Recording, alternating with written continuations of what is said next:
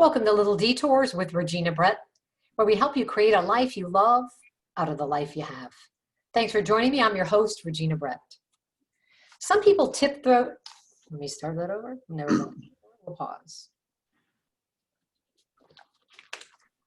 Welcome to Little Detours with Regina Brett, where we help you create a life you love out of the life you have.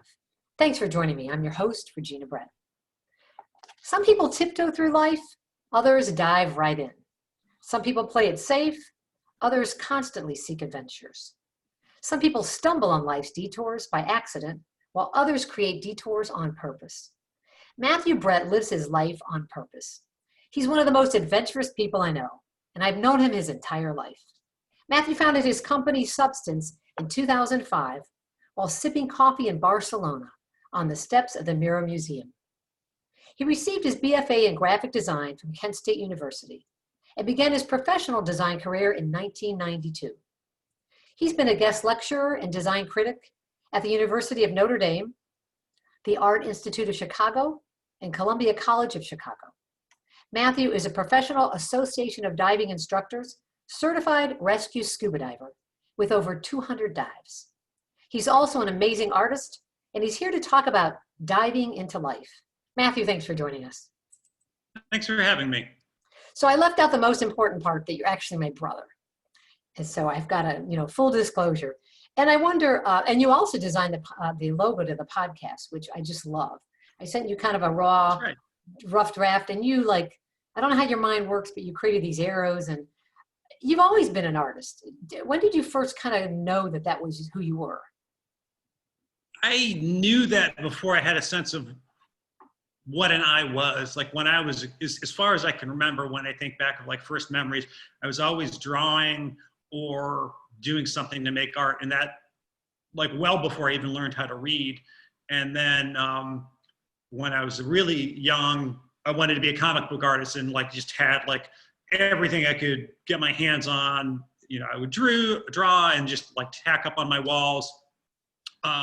So for the longest time when I was really young, that's what I was into. And I think there was, in retrospect, there was an aspect of the storytelling that I liked about it, because in comics it incorporates the visual as well as the written word to tell the story. And as a designer, that's a big part of what we have to do. Whether you're doing a logo or a website, you're not just creating visuals in isolation. There's not just a style component to it. You're telling a story with words, which that's why I named my company Substance, what I named it. But in terms of making art or coming up with some visual means to tell a story, I've been doing that in some primitive capacity for as long as I can remember. Now, I remember you doing cartoons and drawings, and some of them were pretty intense. I remember thinking, I wonder what's going to become of my younger brother. And look at you. I mean, you're this amazing artist. But it really did start with that raw cartoon work that some parents kind of roll their eyes at. Well, I think some people have this notion that, certainly in our house, if you're going to be an artist, the word that generally precedes that is starving. And I've always had a creative side, but I've also had a bit of a mercenary side to my personality in terms of what I wanted to do. So when I was starting college at Kent State University, I knew I wanted to do something with art, because it was the only thing I was good at and the only thing that particularly interested me at the time. But when I was meeting with the counselor, I said, I want to do the type of art where you can make money. And they said, oh, you want to be a graphic designer? And I had no idea what the hell a graphic designer was. And this was the days before the internet. So I went over to the library and looked up graphic design, and it was all this wonderful history of posters and typography and logos and storytelling. And I said, okay, I can do that. And that seems easy. And of course it wasn't easy. It was one of the hardest things I've ever had to do, but I fell in love with it early on. And so you went to Kent State, you got your BFA in graphic design, and then you interviewed at one of the best design firms in Cleveland. Tell us what happened in that interview. Well, I went into the interview, and it was right around when I was graduating. And it was I was still on the fence of whether I wanted to stay around Ohio, because I never lived anywhere else. I always lived in a Ravenna town of about 10,000 people. So the idea of going to a New York or Chicago seemed somewhat alien to me. So I was like, okay, I'll interview at one of the big firms in Cleveland.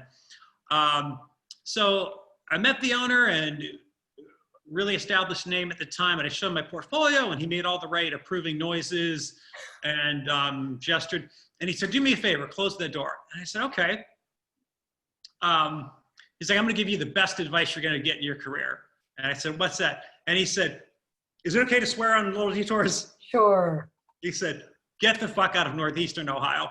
And I looked at him like, first of all, I was like, okay, pretty sure you're not supposed to swear in an office setting.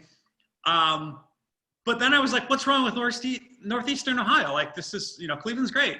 And the more he talked, he wasn't trying to slam on the area, but he was in effect saying, you have this great opportunity and career ahead of you. Why would you settle for this when you can always come back here? If you want to start your career somewhere else and establish a foundation, you can always work in Cleveland. But he was in effect saying, once you get further along in your career, you get married, you have kids, you have a mortgage, you're more than likely not going to do that. So it kind of shocked me hearing that. But at the same time, I was like, okay, if this guy who's one of the places I really want to work is telling me this, that's probably a good sign. So then I was fortunate enough to further along the line, get a scholarship to a design conference in Chicago. And I came out here for the conference. And ahead of time, I had called a bunch of places to schedule some interviews, and then made a couple, and then showed up for one, and we were talking, and he seemed to like my work. And this was one of the big shot firms in Chicago. And I'll never forget it, because as he's talking, I was like, this guy's going to offer me a job. It was sort of that weird feeling like, maybe it's a weird analogy, but right before somebody kisses you, you know they're going to kiss you even though they haven't done anything. Not that he's going to do that, but you just kind of feel what that vibe is in the air. And I distinctly remember having this out-of-body experience where I was just like, oh my God, this is all going to change everything. And then as soon as he mentioned a salary, which at the time to me seemed like a fortune, it was probably like 20 grand or something like that. But right out of college, it was just like, oh, that's like all the money in the world. And I said, okay, that sounds great. And he said, when can you start? And I said, 2 weeks.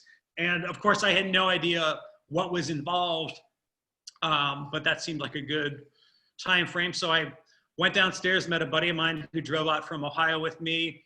And then I was like, oh my God, I got to find an apartment. I got to do this. I got to get a credit card, blah, blah, blah. And he says, hold on. First thing we're going to do is we're going to get a beer to celebrate, and then we're going to find you an apartment.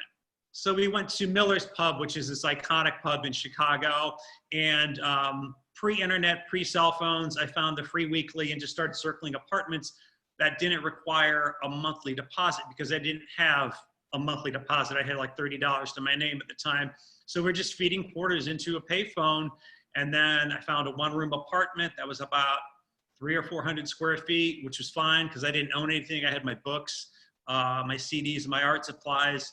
And then I moved out from Ohio about 2 weeks later, which just packed up a van full of stuff with my girlfriend, and then came out here and tried to settle in, and I've been here ever since. Now I want to pause because it's such a huge leap. When I look back at the town we grew up in, Ravenna, 10,000, population 10,000, but we also had blue collar parents. Our dad was a sheet metal worker who quit school in 8th grade to support his family. Mom never went past high school, and now had 11 kids. You're the youngest. And to go from Ravenna, Ohio to Chicago, it's kind of like taking a rocket ship to Mars when you think of how we grew up, So I wonder, like, how do you, on the inside, conquer whatever fears you had? Because there are a lot of people right now with the coronavirus that have got to totally reinvent their lives. And you did it at a young age. What do you draw from within to do that? I think for me, anytime I've tried to make a big step like that, whether conscious or unconscious, it's easy to get overwhelmed by thinking, okay, I'm going to take on this insurmountable task. But if you kind of break it down into sort of micro steps, it's like, okay, I'm not thinking I'm going to move to Chicago and totally change my life path. It was more like, okay, I need an apartment. I need to get a moving truck. I need to tell my girlfriend. I need to get a credit card, and I need to do a little research on Chicago.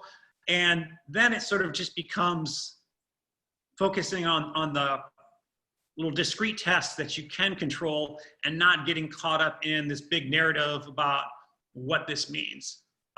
Because if you do that, you're more than likely just going to get paralyzed by it, or it's not going to be what you think it is in any instance.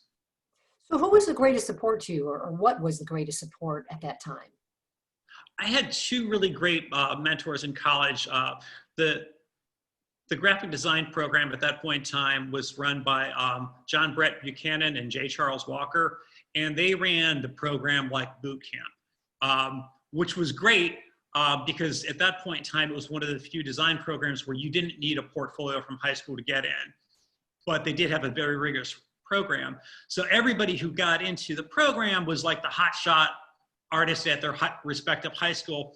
Well, then you get put into this larger pool of really talented people, and all of a sudden you're at the bottom of the heap or at the middle of that heap. And the way they structured the program was every year there was a review of your work. And the first review, about half the people get cut. And it just made you better because it really made you focus on your craft. You couldn't be out partying every night. You had very rigorous and intense deadlines. And that level of discipline and work really early on just instilled me with that. I just remember thinking, there's all these incredibly talented young people here, but I can outwork anybody. And that was when excuse me, I came to a realization early on that hard work and discipline is always going to beat talent, because I had some level of talent, but I had by no means the ability that a lot of these folks had, and they all went to really great schools and all that stuff. So John and Charles ran the program like that. And then when I was kind of getting out of school and making that transition, they were just really great about making referrals to people in Chicago, and at the same time just kind of instilling that, why couldn't you move to Chicago? Like, to them, it was the most normal thing for somebody to grow up in a small town and move to the big city. And that was the first group of people where that seemed like a natural progression, as opposed to this wild, insane choice. You know, and I think it's important to note, like, the family we grew up in, our parents really didn't encourage us to have wings. Their dream was that we just lived on a little Sycamore Street in Ravenna and worked for Dad. And their dreams were very small, and it was hard for them when we left. Other families celebrated, they help you move, and so you're kind of on your own once you left. I wonder, when did Chicago feel like home? Was there a moment where you felt like, this is my home now? It was a couple of years, because when I first came out here, I didn't know anybody. I pretty much as soon after I moved out here, my girlfriend at the time and I realized, okay, this is not going to work for a lot of different reasons. I didn't know anybody. I didn't have any friends out here. Sometimes when you graduate from school, there's like a group of people who migrate to a certain city. That really wasn't the case. So I was kind of on my own for about the first 6 to 12 months. So I just tried to explore the city as best I could, and I was working my butt off at my job and trying to get better at that and learn my craft. And then you sort of find your tribe through your interests. I was always into art and design, and they had a pretty good design community out here. And then there's probably a stretch where I was out here 3-4 years, and it just sort of felt like home. There was a point when I would go back to visit my folks in Ohio, and I don't remember what particular visit it was, but it seemed like, okay, this is more alien to me than Chicago being more alien to me. And that needle just kind of flipped. All right, good deal. Well, I want to just pause to thank you for listening to Little Detours with Regina Brett, and to our guest, Matthew Brett. I know you have many podcast choices, and I'm grateful that you chose to listen to mine. Matthew, I want to go into how you started your own business, Substance. You founded it in 2005, and I love that you were sipping coffee in Barcelona. It sounds like a little movie scene. Tell us about the moment when you were like, ta-da, the little light bulb went on. Well, I was working at an agency. I started my career working at smaller design firms, and I was working at a fairly good-sized agency.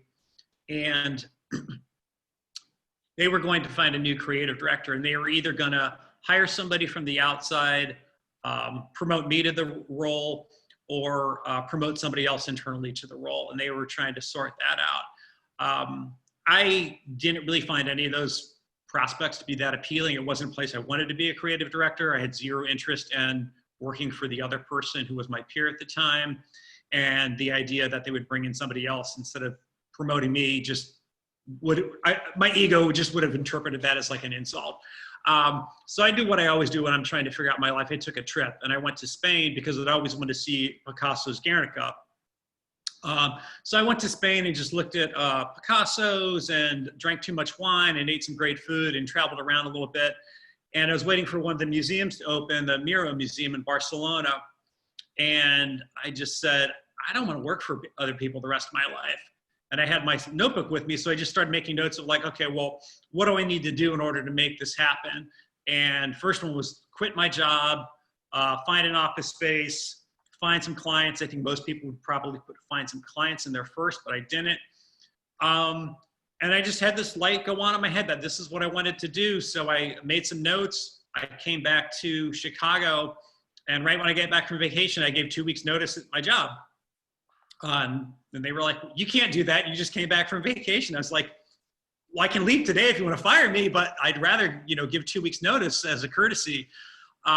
So I was able to do that. And there was a friend of mine who also ran a design firm, and he was kind enough to say, you know what, why don't you sublet space with us, and we'll just do a barter arrangement where for a few hours of your time every month, that'll cover your rent. I didn't have any clients, and I didn't have a business plan, which is probably not how you're supposed to go about that type of endeavor. So what I did was I set aside about 6 months of living expenses, rent, food, transportation, whatever. And I just said, I've got 6 months to make this work. If it doesn't work, I'll take an agency job and that'll be my career. That's what's going to happen. So unfortunately, it worked out and I didn't have to take that agency job. That's pretty powerful. So it really is a bold choice. And I love that travel, you do a lot of traveling, and I really admire you for that. You're such an adventurer. Traveling really does take you out of your life and gives you kind of a whole different view. Tell us why, maybe even in this time, I know it's a difficult time for people to travel, but why it matters to get away from your life a bit, to see it differently. I mean, as an artist, maybe it's the perspective thing. For me, it gets me out of my own head.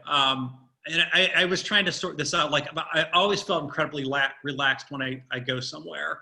Once I'm past I'm a type A person. Once I'm past the obsessive checklists and packing and all that stuff, once I get on that plane, I am the most relaxed person in the world. I don't care how turbulent it is.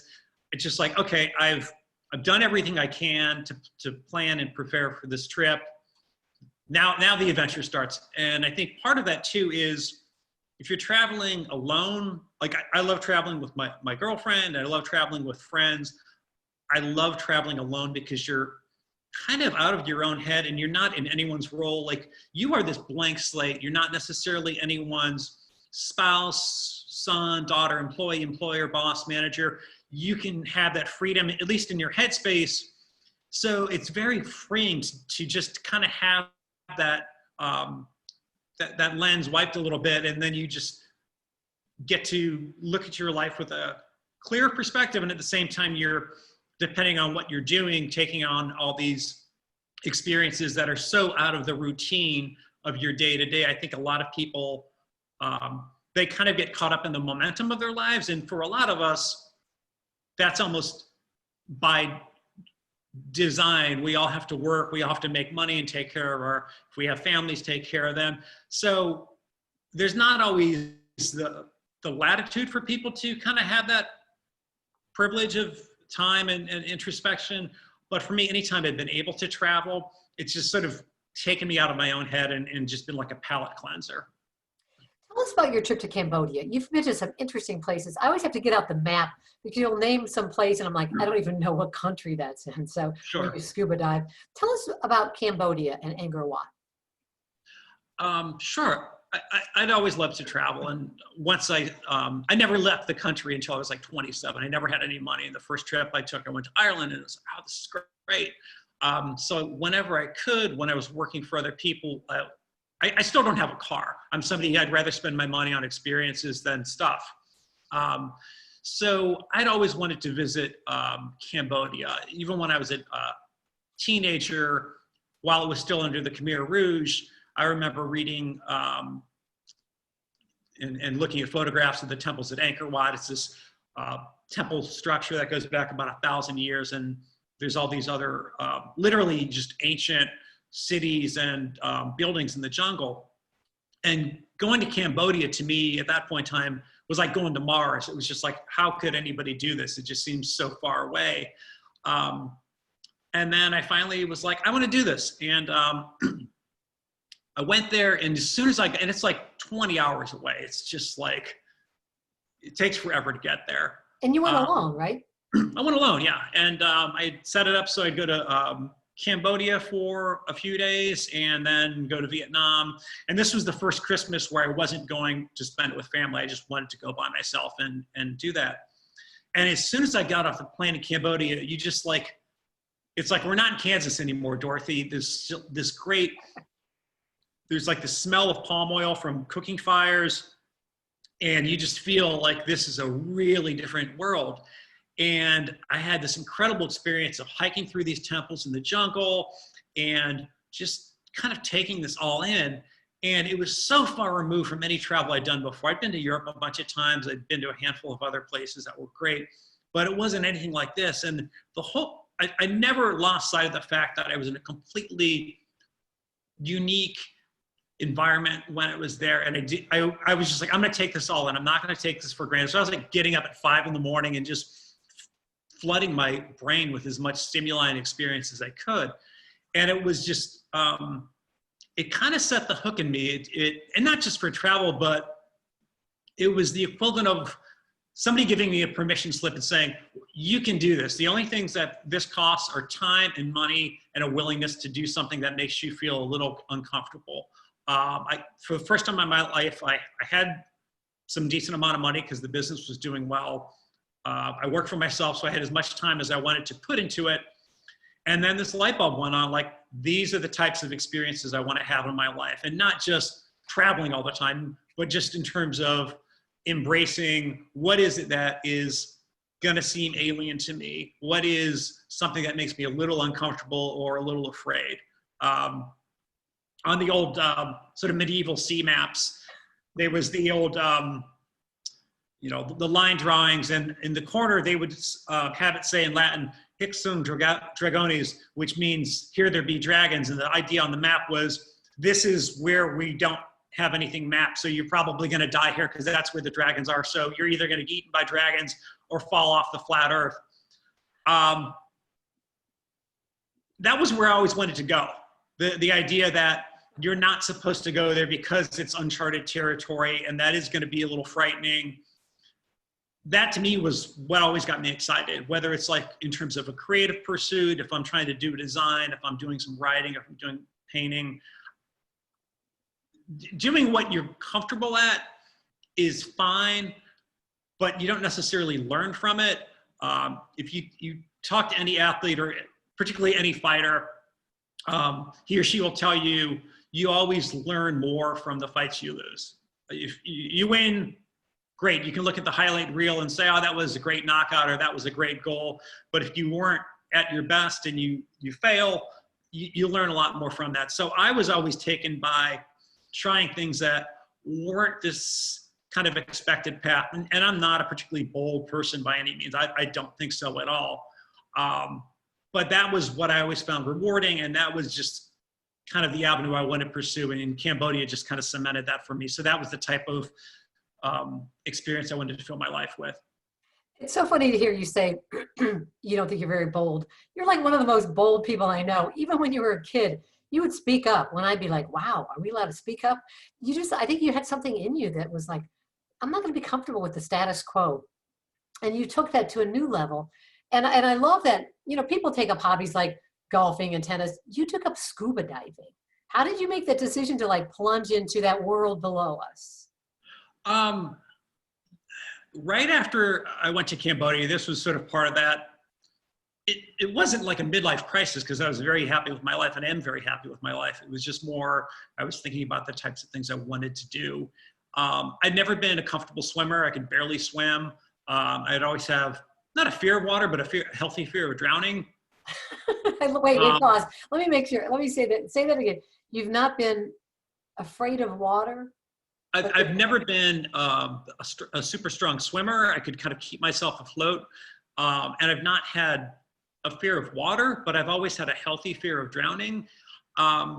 And there was just something about diving that I was like, I should try this. And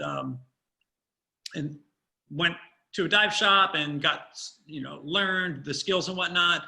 And it was not something that I fell into right away, because you definitely have a little bit of anxiety of like, okay, there's about 200,000 years of Darwinism telling me I do not belong under here. But once you kind of get beyond that, and your skills develop and you become more comfortable, you just have this feeling like, wow, I get to be a part of this. And in meditation, you focus on your breath to stay present. It keeps you from thinking about your worries of the future, your anxieties about the past. When you're diving, your breath literally controls your position in the water. If I exhale, I'm going to descend because there's less air in my lungs. If I inhale, it's like inflating two balloons, so I'm going to rise. So that connection with your breath and your body keeps you just so present. So like I've had people ask me, oh, what was your favorite dive, or what's the coolest thing you've ever seen? And a lot of times the answer is just like having that perfect day where you're like looking at the light coming in, and you might even be at 40 feet or 100 feet. And it just feels like this perfect moment. And you're just like, wow, I just want to take this all in and be grateful, and always think about like, okay, this may be the last time I get to do this. So those types of experiences are what kind of pulled me into it. And you've seen some amazing things. I mean, you don't just dive in like where everybody else goes. What's the most, I hate to say the word exotic, because everything's exotic if you see it for the first time. One of the most interesting dives for you that maybe was most challenging and the most beautiful? Like, take us there. Sure. Last Christmas, I was really fortunate. There's an island chain off the coast of Cabo called Socorro. There's actually 3 islands, but that's one of the main ones. And it's in the middle of nowhere. It's a 30-hour boat trip from Cabo. So you literally take the boat out from Cabo, and it's like 30 hours, a day and a half of, not particularly smooth seas. So take your Dramamine. And the reason people go there is because there's this conflation of currents where it just draws in a lot of nutrients, which brings in a lot of large fish. So there's like manta rays and hammerheads and whale sharks and whatnot. And we got to see all of that. But one of the dives, they're what they call oceanic manta rays. So they're the largest ray in the world. They're about 20 feet across, 18 to 20 feet wingspan to wingspan. They have these massive eyes. And in terms of ratio of brain to body, they have the largest brain of any fish. So when you look at them and they're looking at you with recognition and intelligence. It's not just this kind of flat, dead fisheye. And our dive instructor, you could tell he was really taken with mantas because he wanted to name his daughter Manna, until his wife put a negatory on that, and he instead named their daughter Clarion, which is a type of fish that likes to hang with mantas. So we did this dive, and manta rays like the feeling of bubbles on their chest for whatever reason. So they will swim up to you. And by swim up to you, I mean get like 3 feet away from you. So we're doing this dive at about 100 feet, and there's like half a dozen of these beautiful mantas, and they just look like aliens. And they're gorgeous, and they're agile, and they're huge. And I just started engaging with this one, and they sort of will pick a diver in for whatever reason, kind of not bond with them, but like hang out with them for a little bit.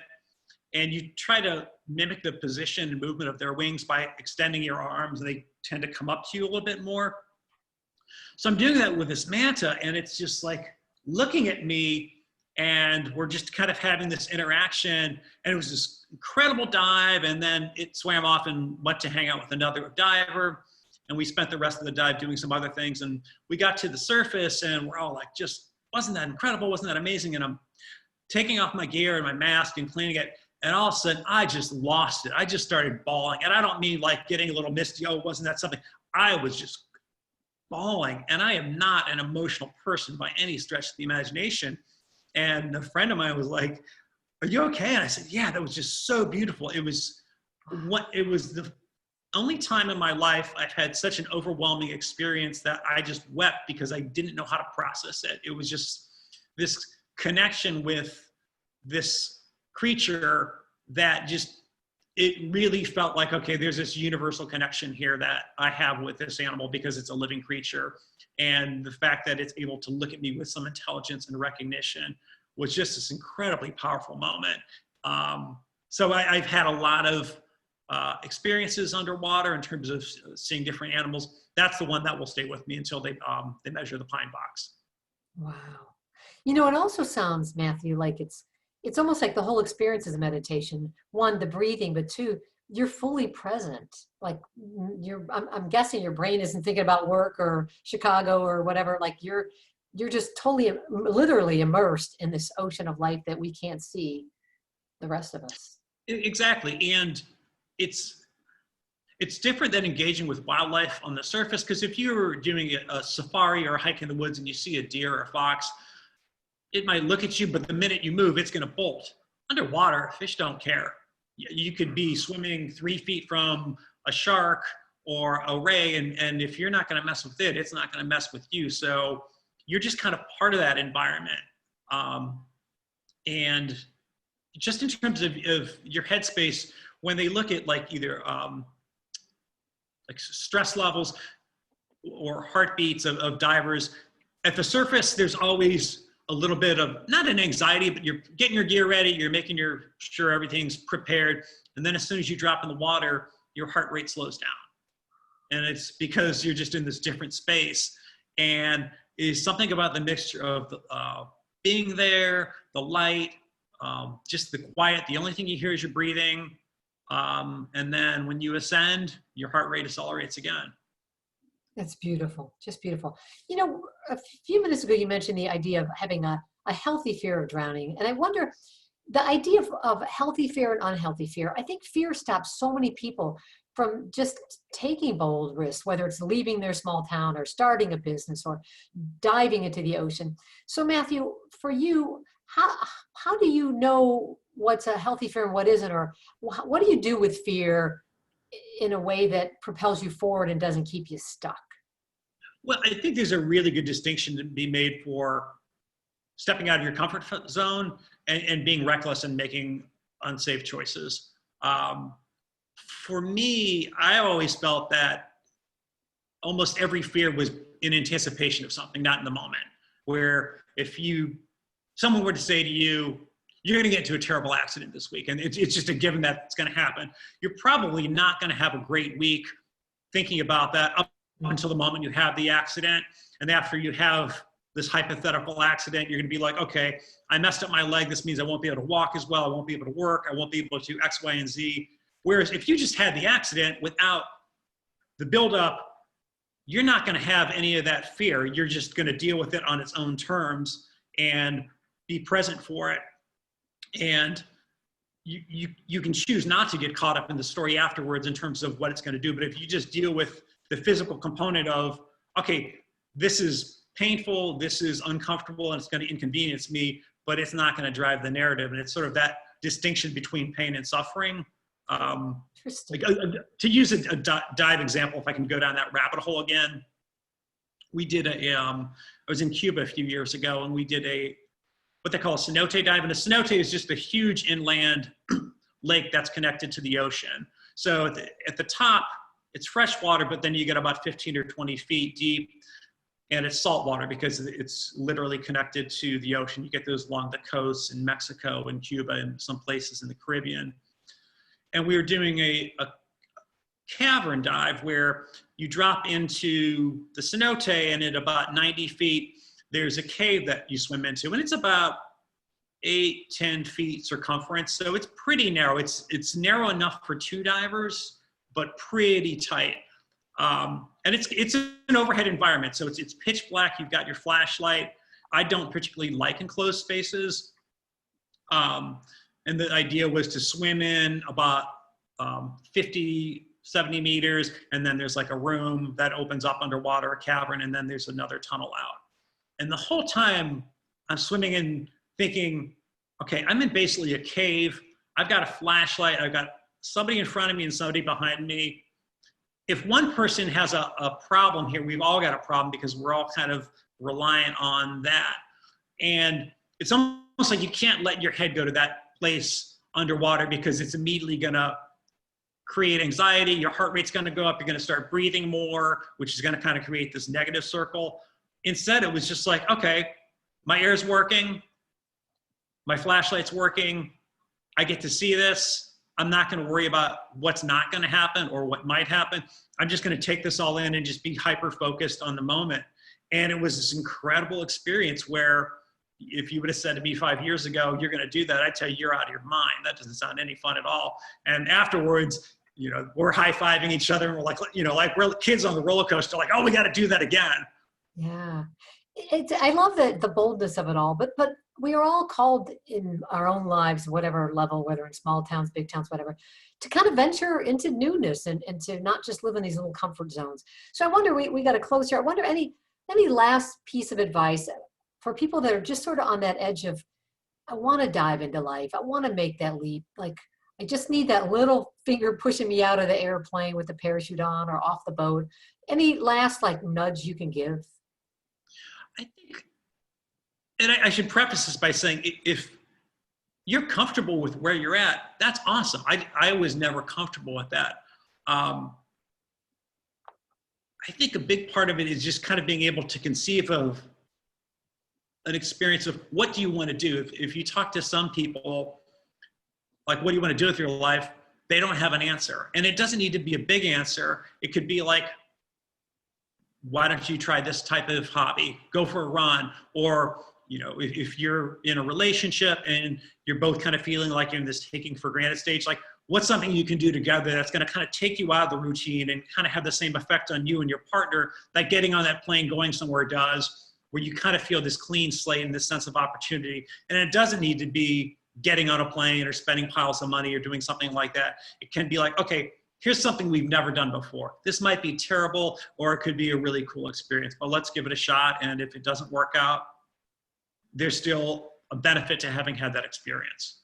That's great. Well, Matthew, I want to thank you for joining us today. And can you share your website so people know how to connect with you there? Sure thing. My website is www.I, as in the letter I, substance.com. And you also have art on Instagram. You do beautiful paintings. How do we find you on Instagram? My Instagram is matthewbrett.art. All right. And I'll have links to those on my website, reginabrett.com. Well, my biggest takeaway today is to really just do the unknown. And it could be just trying new food. It could be that simple, a new restaurant. It doesn't have to be diving in the ocean, but it could be just diving more into life. Matthew, let's close with your answer to this question. What is the best thing you do for yourself every day to create a life you love out of the life you have? I meditate almost every day for about 20 minutes to a half hour. And I say that without having any spiritual component to it. I'm probably the least religious person that's ever been on your podcast. But for me, when I meditate, I just have 20 minutes to a half hour where I'm just focused on my breath, the moment, and it really just allows me to be present with my mind. And over the years, that's kind of become a tool for when I'm stressed out or have a not great situation going on in my life. It gives me some space between whatever the stimuli is and my choice to make a response to that stimuli. So that's sort of like the thing I do almost every day, and sometimes twice a day, that, you know, is probably most beneficial. I do the same thing. I meditate. And I always tell people, if you want to change every single thing in your life, meditate. And they always be like, that's the last thing I want to do. But I think it's the best thing. Matthew, thank you so much for joining us. And I hope to see you soon as your big sister. That sounds great. Thanks for having me, Regina. All right. Take care.